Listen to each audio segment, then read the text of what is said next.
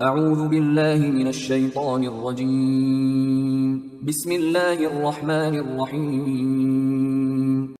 سورہ احزاب آیات نمبر 36 تا 48 میں تاکید کہ جب اللہ اور رسول اللہ صلی اللہ علیہ وآلہ وسلم کوئی فیصلہ فرما دیں تو اس کی اطاعت ہر شخص پر لازم ہے۔ حضرت زید اور حضرت زینب کے واقعے کی طرف اشارہ اور منہ بولے بیٹے کے بارے میں ایک غلط رسم کا خاتمہ، مسلمانوں کو زیادہ سے زیادہ اللہ کے ذکر میں مشغول رہنے کی ہدایت۔ اعوذ باللہ من الشیطان الرجیم۔ وما كان لمؤمن ولا مؤمنة اذا قضى الله ورسوله امرا ان يكون لهم الخيرة من امرهم۔ کسی مومن مرد اور کسی مومن عورت کو یہ حق حاصل نہیں ہے کہ جب اللہ اور اس کا رسول صلی اللہ علیہ وآلہ وسلم کسی معاملے کا فیصلہ کر دیں تو پھر اسے اپنے معاملے میں خود فیصلہ کرنے کا اختیار حاصل رہے۔ ومن يعص الله ورسوله فقد ضل ضلالا مبینا۔ اور جو کوئی اللہ اور اس کے رسول صلی اللہ علیہ وسلم کی نافرمانی کرے گا تو یقیناً وہ کھلی گمراہی میں بھٹک گیا۔ وَإِذْ تَقُولُ لِلَّذِي أَنْعَمَ اللَّهُ عَلَيْهِ وَأَنْعَمْتَ عَلَيْهِ أَمْسِكْ عَلَيْكَ زَوْجَكَ وَاتَّقِ اللَّهَ وَتُخْفِي فِي نَفْسِكَ مَا اللَّهُ مُبْدِيهِ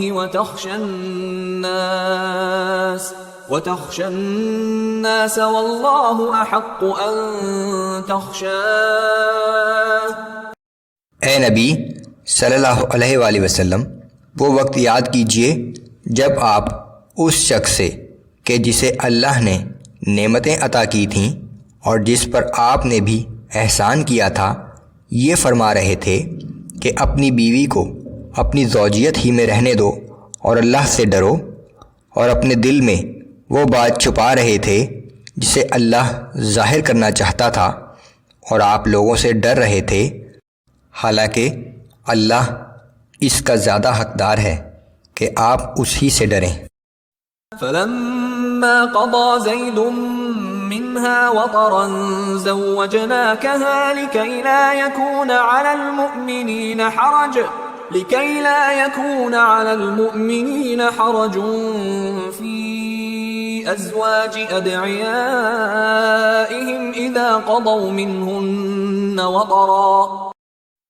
پھر جب زید کو اس کی حاجت نہ رہی اور اسے طلاق دے دی تو ہم نے اس کا نکاح آپ کے ساتھ کر دیا تاکہ اس کے بعد مومنوں پر اپنے منہ بولے بیٹوں کی متعلقہ بیویوں سے شادی کرنے میں کوئی مشکل باقی نہ رہے، جبکہ ان کے منہ بولے بیٹے ان بیویوں کو طلاق دے چکے ہوں۔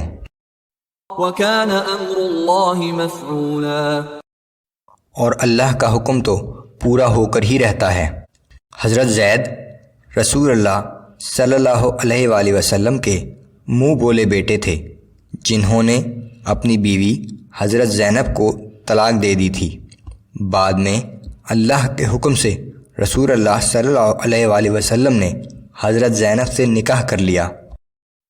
ما كان على النبي من حرج فيما فرض الله له۔ نبی پر کسی ایسے کام کرنے میں کوئی حرج نہیں جو اللہ نے اس کے لیے مقرر کر دیا ہو۔ سنت اللہ فی الذین خلو من قبل۔ اس سے پہلے پیغمبروں کے بارے میں بھی اللہ کا یہی دستور رہا ہے۔ وَكَانَ أَمْرُ اللَّهِ قَدَرًا مَّقْدُورًا۔ اور اللہ کا حکم تو پہلے سے طے شدہ فیصلہ ہوتا ہے۔ الَّذِينَ يُبَلِّغُونَ رِسَالَاتِ اللَّهِ وَيَخْشَوْنَهُ وَلَا يَخْشَوْنَ أَحَدًا إِلَّا اللَّهَ وَكَفَى بِاللَّهِ حَسِيبًا۔ یہ پیغمبر وہ لوگ تھے جو اللہ کا پیغام لوگوں تک پہنچایا کرتے تھے اور اسی سے ڈرتے تھے، اور اللہ کے سوا کسی سے نہیں ڈرتے تھے، اور حساب لینے کے لیے تو اللہ ہی کافی ہے۔ ما كان محمد أبا أحد من رجالكم ولكن رسول الله وخاتم النبيين وكان الله بكل شيء عليما۔ اے لوگو، محمد صلی اللہ علیہ وسلم تمہارے مردوں میں سے کسی کے باپ نہیں ہیں، مگر ہاں وہ اللہ کے رسول اور خاتم النبیین ہیں، اور اللہ ہر چیز کو خوب جانتا ہے۔ یا ایہا الذین آمنوا اذکروا اللہ ذکرا کثیرا وسبحوہ بکرتا واصیلا۔ اے ایمان والو، اللہ کو کثرت سے یاد کیا کرو اور صبح و شام اس کی تسبیح بیان کرتے رہو۔ هو الذي يصلي عليكم وملائكته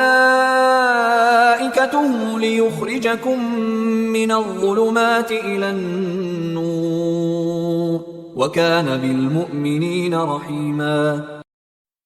وہ اللہ ہی ہے جو تم پر رحمتیں نازل کرتا رہتا ہے، اور اس کے فرشتے تمہارے لیے دعائے رحمت کرتے رہتے ہیں، تاکہ اللہ تمہیں تاریکیوں سے نکال کر روشنی کی طرف لے آئے، اور اللہ ایمان والوں پر ہر وقت رحم کرتا رہتا ہے۔ تحیتهم یوم یلقونه سلام وأعد لهم اجرا کریما۔